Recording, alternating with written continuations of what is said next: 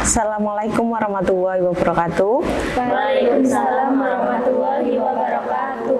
Terima kasih ya kedatangannya anak-anakku sekalian yang mau mengikuti bimbingan kelompok. Sebelum kegiatan kita mulai ya, sebaiknya kita berdoa dulu.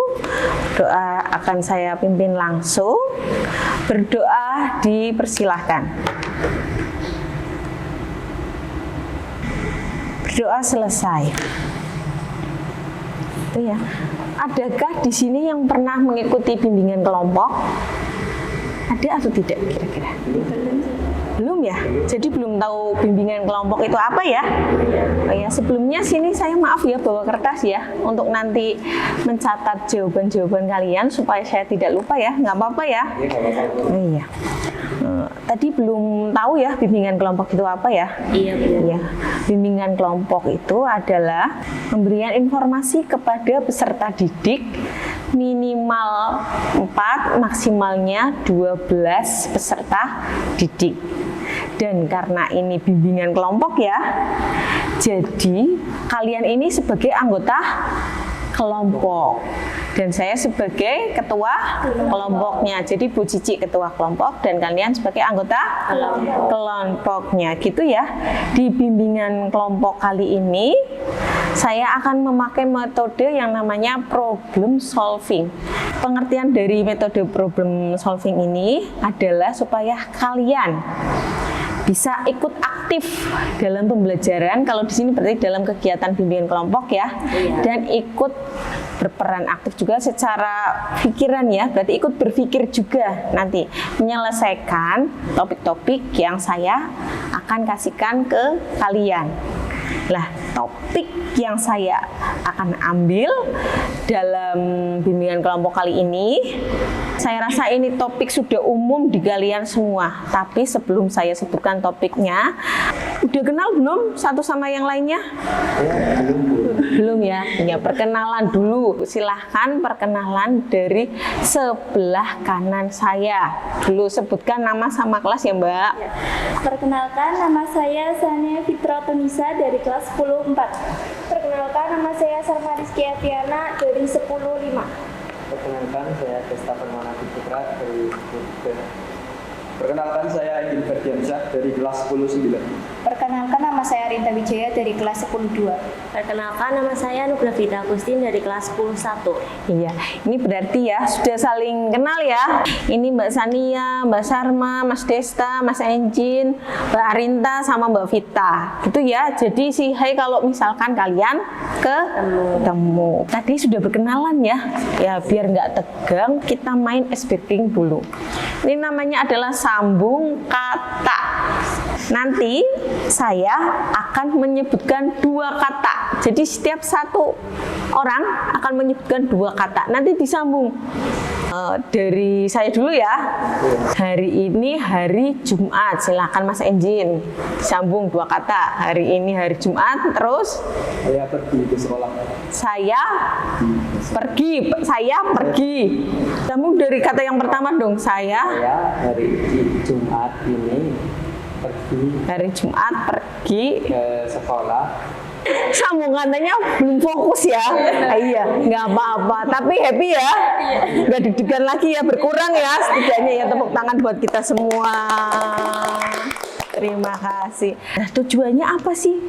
Biar kalian juga tahu nih di sini ya, tujuan bimbingan kelompok itu apa sih? Untuk pemahaman kalian, supaya tahu materi apa yang nanti saya akan berikan. Yang kedua adalah untuk apa fungsinya atau tujuannya? Untuk pencegahan kalian. Mencegah apa? Nanti kan ada saya kasih materi, terus ada dampak-dampak ya. Nah, dampak yang jelek itu supaya bisa dicegah oleh kalian setelah diberikan bimbingan kelompok. Materi yang saya akan berikan itu tentang dampak sosial media pada peserta didik, gitu ya. Ada yang main sosial media nggak di sini? Mungkin semua ya. Ya, di sini juga ada tugas dan tanggung jawab sebagai anggota kelompok. Tugas pertama kalian adalah apa? Itu ikut tadi berperan aktif dalam bimbingan kelompok ini. Terus tugasnya apa? tugasnya adalah menjaga kerahasiaan, bisa menjadi anggota kelompok yang bisa menjaga rahasia teman satu kelompoknya, gitu ya. Jadi asas dari bimbingan kelompok, asas kerahasiaan. Terus ada lagi asas keterbukaan, supaya kalian di sini bisa terbuka untuk menjawab pertanyaan yang nanti saya akan ajukan. Kalian kan secara sukarela ya. Nah, itu ada asas kesukarelaan. Sukarela enggak di sini? Sukarela ya, sukarela. Iya, terima kasih. Apakah kalian sudah siap untuk mengikuti bimbingan kelompok? Sudah ya? Ya. Kita masuk ke kegiatan inti. Gitu ya? Iya, Bu. Ini saya ada artikel. Artikel saya ambil dari Halo Media tentang suatu kasus yang berhubungan dengan dampak sosial media pada peserta didik. Iya, saya bagi dulu ya. Artikel yang kalian dapat ini nanti silahkan dibaca, dimengerti. Nanti kalian silahkan kemukakan pendapat kalian tentang artikel tersebut, gitu ya.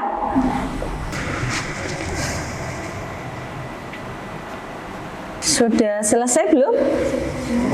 Sudah ya. Kalau sudah selesai membaca artikel tersebut, saya ini pengen tahu dong, isi artikelnya itu menurut kalian itu seperti apa? Tawuran antar sekolah.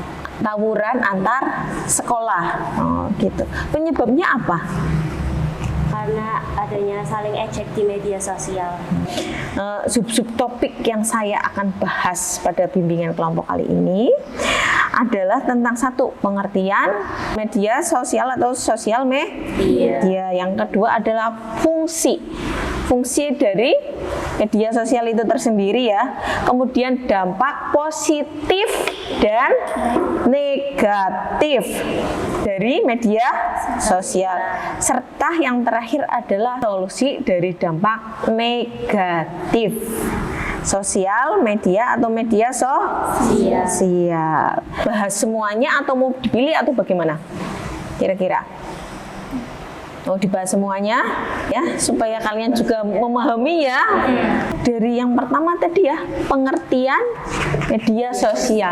Kira-kira pengertian media sosial itu apa, Mbak Arinta? Kalau menurut Mbak Arinta nih ya, itu apa? Mencari sumber berita. Mencari Sumber berita. Oh iya, mencari sumber berita, informasi. Ya. Menurut Mas Desta? Ya, Sarana komunikasi. Iya, dari yang kalian sebut tadi tentang pengertian sosial media, benar atau enggak ya, Bu? Sebenarnya tergantung kan menurut pendapat kalian ya. Kalau secara ilmu, pengertian dari media sosial itu adalah suatu platform dengan fasilitas yang membuat penggunanya, di sini penggunanya berarti siapa kalian, peserta didik ya. Kalau di sini berarti anggota kelompok ya, melakukan aktivitas sosial kapan saja dan di mana saja. Iya. Fungsinya sebagai apa sih? Ini berarti tadi secara tidak langsung juga kalian sudah menyebutkan fungsi dari media sosial. Iya. Tadi ada sebagai sumber berita, kata Mbak Arinta ya. Itu dan informasi ya. Iya, karena dari media sosial itu cepat banget berita nyebarnya, Bu. Jadi saya bisa tahu nih berita seheboh apapun, saya cepet tahunya nih, Bu. Atau mungkin yang nggak terlalu heboh juga ada, Bu, ternyata gitu ya. Berikutnya tadi apa? Pengertian, fungsi, kemudian dampak positif dan negatif. Kira-kira dampak positif apa sih yang bisa kalian ambil dari media sosial? Coba kira-kira apa, Mas Desta? Dampak positif. Ya, kita mendapatkan pengetahuan dari media sosial. Iya, berarti nambah pengetahuan gitu ya Mas Desta. Mas Enjin, Mudah mendapatkan informasi. mudah mendapatkan informasi. Sekarang kita beralih ke dampak negatif. Kira-kira dampak negatif apa yang kalian dapat dari sosial media atau media sosial? Kira apa coba? Kalau Mbak Sarma? Susah mengatur waktu. Susah mengatur waktu untuk belajar karena sibuk main media sosial gitu. Kalau Mbak Sarma apa? Main media sosialnya yang sering? Yang sering IG. Yang topik berikutnya terakhir adalah solusi. Solusi dari yang kalian sebutkan tadi. Menurut kalian solusinya itu harus bagaimana? Tadi masalah dampak negatif dari Mas Desta apa? Masalahnya itu kalau di chat banyak yang saling mengejek itu. Oh iya, kira-kira solusinya gimana tentang ejek mengejek di sosial media atau di media sosial? Sopan santun nomor 1. Iya, berarti diterapkannya sopan santun sama siapa? Sama teman. Sama semua orang ya, baik yang lebih muda ataupun lebih tua ataupun teman sebaya ataupun setara, gitu ya. Solusinya tadi udah dapet ya, dari saran teman dan dari diri sendiri ya, tadi udah nyebutkan. Kira-kira nanti akan diimplementasikan dalam kehidupan kalian nggak? Diwujudkan dalam kehidupan kalian atau tidak? Solusinya tadi? Iya. Yang dicoba. Harus dicoba ya. Iya. Karena kalau nggak dicoba kita nggak bakalan tahu. Bener kan? Iya. Kira-kira pemahaman baru apa yang kalian dapat dari proses bimbingan kelompok kita ini? Dari Mbak Vita, pemahaman baru apa yang kita dapat? Jangan sering-sering main media sosial sih Bu, karena dampaknya juga banyak. Iya, jangan sering-sering main media sosial, berarti pembatasan media sosial ya. Semuanya dapat pemahaman baru atau tidak kira-kira? Dapat Bu. Dapat ya? Iya. Kemudian perasaan kalian itu gimana setelah mengikuti kegiatan bimbingan kelompok ini? Senang? Ada informasi baru. Iya, mendapat informasi yang baru tadi ya, terus lebih tahu juga ya tentang media sosial. Kira-kira tindakan kalian apa setelah mengikuti bimbingan kelompok ini? Tindakannya apa, perilaku kalian? Bu, biar nggak kecanduan gimana ya Bu? Mungkin dikurangi dikurangin main media sosialnya, dan yang lainnya juga ya, tadi sesuai dampaknya masing-masing. Setelah tadi kalian mengetahui rasa senang, ya benar, ada pemahaman baru, merasa senang, bisa dapat informasi dari teman juga, ya kan? Dapat pemahaman baru juga, ya kan? Terus tindakan apa yang kalian perbuat, gitu kan? Setelah ini ya. Ya, kalau dirasa sudah cukup, saya akan mengakhiri bimbingan kelompok kita kali ini ya. Nanti akan ada pantauan terhadap anggota kelompok yang sudah mengikuti bimbingan kelompok kali ini. Wah, ternyata Mbak Arinta ternyata masih kecanduan nih, masih sehari itu mainnya 8 jam nih media sosial misalkan. Berarti tidak bisa menerapkan solusi tadi yang didapat ya. Mas Desta juga sama, belum bisa nih menerapkan perilaku atau solusi yang tadi didapat. Wah, ternyata Mbak Sania juga belum bisa nih. Nah, kalau banyak kita bisa jadikan konseling kelompok. Supaya apa fungsinya? Konseling adalah pengentasan masalah. Kalau ini kan tadi pencegahan ya fungsinya. Kalau nanti konseling pengentasan masalah. Jadi masalah kalian yang ini nih, yang tentang media sosial ini nih bisa terentaskan. Tapi kalau kau sudah bagus nih bisa menerapin semua, gimana Bu? Ya sudah, alhamdulillah. Berarti bimbingan kelompok kita ini istilahnya sudah sangat baik. Sebelum saya akhiri proses bimbingan kelompok ini, supaya saya lebih tahu seberapa dalam tadi pengetahuan yang kalian dapat ya, pengetahuan baru yang kalian dapat tentang bimbingan kelompok ini saya akan membagikan angket, silakan nanti diisi. Ini yang pertama ada lembar kerja peserta didik. Itu ya. Kira-kira 5 menit ya, selesai ya. Sudah 5 menit ya, silakan dikumpulkan. Sudah selesai kan? Terima kasih. Selanjutnya ini ada instrumen penilaian ya. Ini kalian nanti bisa opsi responnya. Itu ada nomor 1, 2, 3. Gitu ya. Yang mana nanti kalian bisa checklist.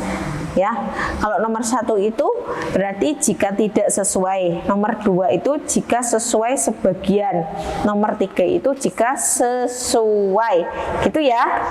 Silakan diisi. 5 menit kira-kira bisa ya, selesai ya, karena cuma nyonteng-nyonteng ya.